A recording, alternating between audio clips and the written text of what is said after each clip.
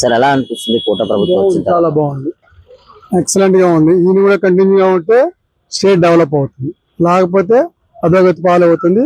Future లో ఉన్న పిల్లలందరూ ఇబ్బంది పడతారు. సార్ అసలు ఈ జగన్మోహన్ రెడ్డి అసెంబ్లీకి ఎందుకు వెళ్ళకపోతున్నాడు, ఎందుకు వెళ్ళట్లేదు సమావేశాలు? వీళ్ళు వాటి చేసే స్కామ్లు బయట ఎక్కడ పెడతారో దాన్ని తట్టుకోలేక అతను వెళ్ళలేకపోతున్నారు అంతే. అంటే దీనికోసం, ఈ అమరావతి కోసం, ఈ పోలవరం చర్చలు జరిగిన దాని వల్ల సమాధానం చెప్పలేక వెళ్ళడు అని ప్రజలు అంటున్నారు. సమాధానం చెప్పలేకపోవచ్చు. చెప్పే ఉద్దేశం అంటే అతను ఉన్నప్పుడే అవి పూర్తి చేసేవాడు. అతడి నుంచి అమరావతి అంటే అతనికి పడదు.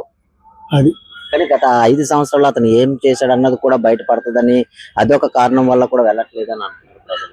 అతను వెళ్ళకపోయినా అలాగే బయటపడేది ఎలాగ బయటపడుతుంది. ఆయన ఇంట్లో తాడేపల్లిలో కూర్చున్నా, బెంగళూరులో కూర్చున్నా స్కామ్లు ఎలా ఉన్నా బయటకు తీస్తారు, తప్పదు. అది తీసేది కొంచెం టైం పడుతుంది. అది దాని కొద్దిగా ఆలోచించి బాబు గారు అడుగులు వేస్తున్నారు అంతే. దూకుడుగా చేసే పరిస్థితి కాదు. సార్ అసలు అసెంబ్లీకి వెళ్లకుండా వీళ్ళు జీతాలు తీసుకుంటున్నారు, ఇది ఎంతవరకు కరెక్ట్? అది పద్ధతి కాదు. మామూలుగా మనం సలహా పెడితేనే జీతం కట్ చేస్తున్నారు. గవర్నమెంట్ లో లాస్ ఆఫ్ పే కట్టుకుని చేస్తున్నారు. అలాంటప్పుడు అసెంబ్లీకి వెళ్ళని వాళ్ళ ఎమ్మెల్యేస్ అందరికి కూడా జీతాలు కానీ వాళ్ళకి కావాల్సిన ఫెసిలిటీస్ కానీ బంద్ చేయాలి. సార్ అసలు ఈ ముఖ్య ఉద్దేశం ఏంటంటే మన జాతీయ జెండాని ఎంతో గౌరవంగా భావిస్తాం, కానీ ఈ 3 సంవత్సరాల నుంచి జాతీయ జెండా ఎగరించడానికి కూడా జగన్మోహన్ రెడ్డి బయటికి రాలేదు. దీని మీద దేశభక్తి అతను చిత్తశుద్ధి లేదండి. దేశం మీద చిత్తశుద్ధి ఉంటే చేసేవాడు. అది చిత్తశుద్ధి లేదు. జైలుకి వెళ్ళి ఖైదీలకి పరామర్శించడానికి టైం ఉంది, కానీ మన జాతీయ జెండాని గౌరవించడానికి అతనికి టైం లేదు. దీని మీద అతను ఏముంది, దొంగల్ని వాడిని అందరినీ మద్దతు పలికే వారికి జాతీయ జెండా సమస్య ఏముంది? అభద్రతాభావంతో ఉంటున్నాడు అదంతే. అంటే గతంలో సీఎం లో ఉన్నప్పుడు ఓన్లీ ప్రోటోకాల్ ప్రకారమే వెళ్ళి ఈ జాతీయ జెండాను ఎగిరించడం జరిగిందని కొంతమంది. గతంలో సీఎం గా ఉన్న ప్రోటోకాల్ ప్రకారం ఎక్కడ పరదాలు కట్టుకుని జనాలు రాకుండా పోలీసు బందోబస్తు 5 ఏళ్ళు తిరిగాడు. స్వచ్ఛంగా ఎప్పుడు బయటకు వచ్చి తిరగలేదు, ఎప్పుడు ప్రెస్ మీట్లు పెట్టలేదు. టోటల్ గా కూటమి ప్రభుత్వం మీద ఒక నమ్మకం అయితే ఏర్పడింది. ఉంది, ఈ నమ్మకం ఉంది. ఈ ప్రభుత్వం మళ్ళీ కంటిన్యూ 5 ఏళ్ళు ఉంటే స్టేట్ బాగుపడుతుంది. లేకపోతే స్టేట్ మళ్ళీ జగన్మోహన్ రెడ్డి తీసుకొద్దాం అనుకుంటే మళ్ళీ ఇంకో 40 సంవత్సరాలు వెనక్కి వెళ్ళిపోతుంది. వెల్కమ్. జగన్మోహన్ రెడ్డి ప్రజల సమస్యలు మాట్లాడడానికి ఎందుకు వెళ్ళట్లేదు?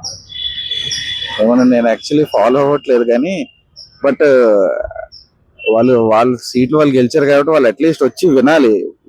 వాళ్ళకి ఛాన్స్ వస్తే వాళ్ళు మాట్లాడాలి. వాళ్ళు అసెంబ్లీకి రాక ఇది రాక మళ్ళీ బయట వచ్చి పనికిరాని వ్యతిరేక అంతా చేస్తున్నారు కదా. అది దేనికి పాయింటే లేదు అసలు. అసెంబ్లీకి వెళ్ళి కూర్చోవాలి. ఇప్పుడు మీరు బాగా చదివినా చదవకపోయినా మార్కులు వచ్చినా లేకపోయినా స్కూల్కి వెళ్తారు కదా, అలాగే అసెంబ్లీకి కూడా వెళ్ళాలి. మరి వీళ్ళు వెళ్లకుండానే వచ్చి ఇందులో ఇలా జరిగింది, అందులో పేపర్ లీక్ అయింది, ఇదేనంటే బేస్లెస్ వ్యాఖ్యలు అన్ని చేస్తే ఎలాగవుతుందండి? అసలు అవుతుంది. వెళ్ళాలి. నీకు గెలిపించారు కదా, నీ కాన్స్టిట్యూషన్ లో నువ్వు గెలిచావు కదా, వెళ్ళి కూర్చో.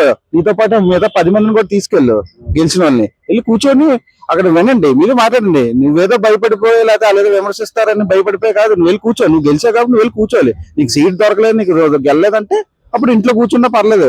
గెలిచిన తర్వాత కూడా అసెంబ్లీకి వెళ్లకుండా నువ్వు ఎక్కడ కూర్చొని ఇంకంటే నువ్వు ఏ విధంగా నెక్స్ట్ మళ్ళీ మా గవర్నమెంట్ వస్తుంది ఏ గుండె ధైర్యంతో చెప్తున్నావు? ఎందుకు వస్తుంది? నువ్వు అసలు ఏం మాట్లాడావని ఎవడే నీకు ఓట్లు. నాకు తెలిసి అతని కాన్స్టిట్యూషన్ లో కూడా ఓడిపోయే ఛాన్స్ ఉంటాయి ఇంకా ఫ్యూచర్ లో.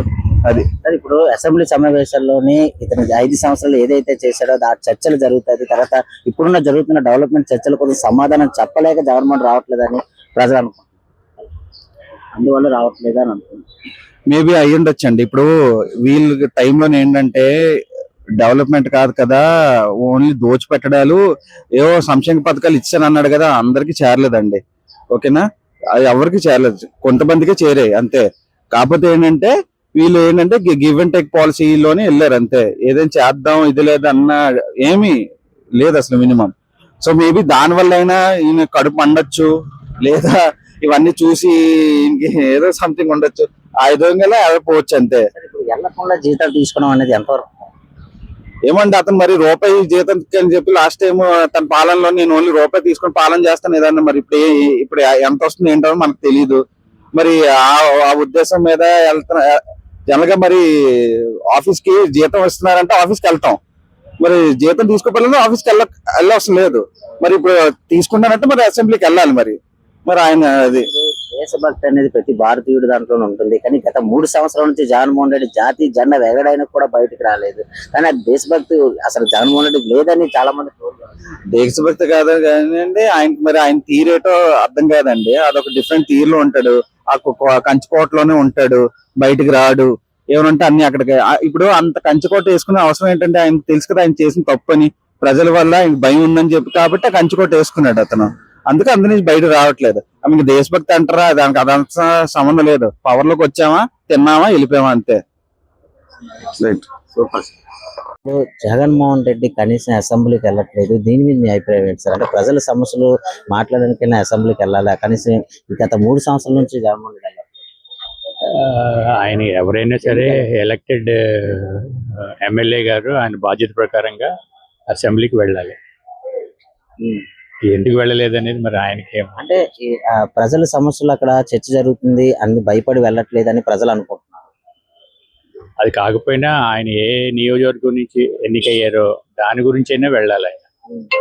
అసలు ఈ వెళ్ళకపోవడం కారణాలు ఏంటి సార్? అంటే ప్రభుత్వం గత అభివృద్ధి కార్యక్రమాలు చాలా స్పీడ్ గా జరుగుతుంది, దానివల్ల చర్చలు జరిగితే దానికి సమాధానం చెప్పలేక కారణం ఉంటుందని వెళ్ళట్లేదని ప్రజలు అనుకుంటున్నారు. అయిండొచ్చు.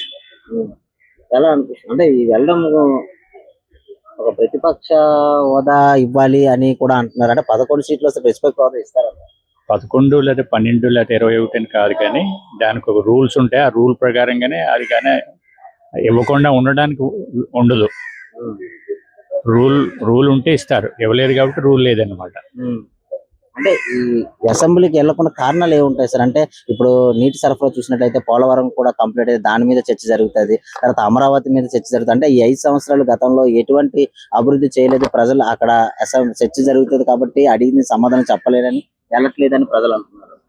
మరి ఆయనకే తెలియలేదు, ఎందుకంటే మరి మనం ఊహించడం కష్టం ఆయన ఎందుకు వెళ్ళట్లేదు అనేది.